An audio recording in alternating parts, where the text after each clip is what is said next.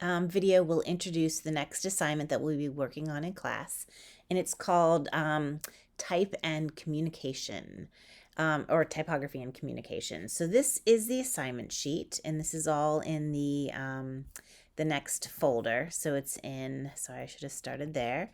It is in the typography and communication folder. So if you click on the assignment sheet, what this project is it's a pretty unique assignment in which you're going to listen to one of three monologues. They're little short videos, and you're going to be creating a series of posters with the type from the monologue, and there's going to be sort of three prompts. So the first one is type as text, the second one is type as image, and the third one is type as text and image. Your posters will all be set up at 11 by 17 vertical. These can just be black and white. You can use color if you want, but I would recommend starting with black and white. And basically, all these monologues are very type heavy, but as you listen to all of them, and in some cases, you'll be watching the YouTube video, really think about the type and think about how you feel when you're watching the monologue. Think about the different emotions that you hear take place. Um, does it, in some cases, like the Stranger Than Fiction, you'll see it's very OCD, obsessive compulsive. The main character um, counts things, and he has this watch that sort of narrates his life to a certain point. And then all of a sudden, at the end, there's this weird climax of sort of what's going to happen next. In the Mad Men, the carousel monologue. It's, if you're familiar with Mad Men, it's Don Draper selling a product, which is the Kodak slide carousel. And this one, and you'll watch it and see, but this one's very emotional. It's very quiet, but it's also very powerful. It goes into nostalgia and memories. Um, so this one, has a feeling within itself. The third one, The Hitchhiker's Guide to the Galaxy, it's crazy, it's chaotic. Basically, there's the monologue is a whale falling from the sky in his thoughts on how it's feeling and how he's feeling and what he's seeing as they go by. Um, and it has a very sort of tense, chaotic, you sort of anticipate what's going to happen at the end kind of thing. So there's links to the YouTube, and there's also text files so you can actually read the monologues. So basically, what we're going to do is we're going to do this in three parts. We're going to do part A first, part B second, and part C third. Type as text, you'll basically work with a column grid or modular grid. Hopefully you guys, know the difference between the two of those. If not, you can look them up. But you're creating a dynamic composition where the type reads as text. You'll typeset it so that it's readable and accessible and appropriate to the text. What you will be thinking of, and think about again how it feels, the emotion. Is it quiet? Is it loud? Is it chaotic? Is it big? You're really going to think about using those design principles. So there's no imagery. You're not creating imagery out of the words. You're just setting the words on the page, but you want to give the viewer a feeling just using text. Um, you know, White space, use your margins, use your design principles, contrast in size, contrast in weight. Try to find a typeface that fits the monologue, but also gives you a bunch of different weights for variation. If you feel like two typefaces are necessary, that's fine. Just make sure they're complementary. You can think about, the background doesn't have to be white. You could design white on black, you could do black on white.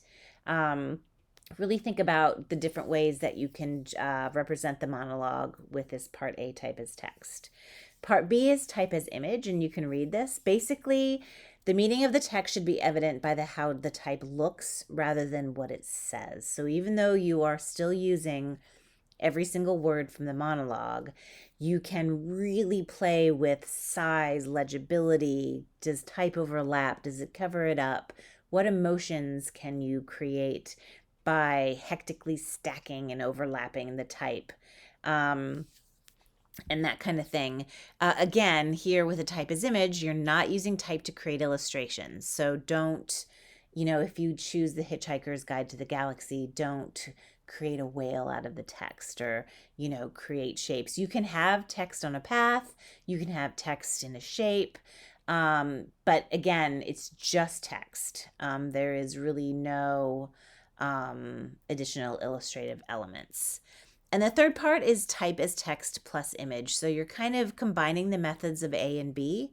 So this will help you create an expressive composition, but it also has to be readable. So part A and C need to be readable. Type B does not have to be.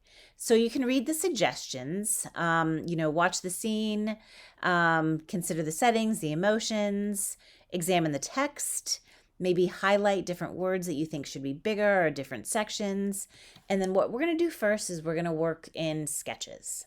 We're going to do a process. So the first thing that's due will be a discussion forum where you'll post 2 sketches for part A. So we're just going to start with part A.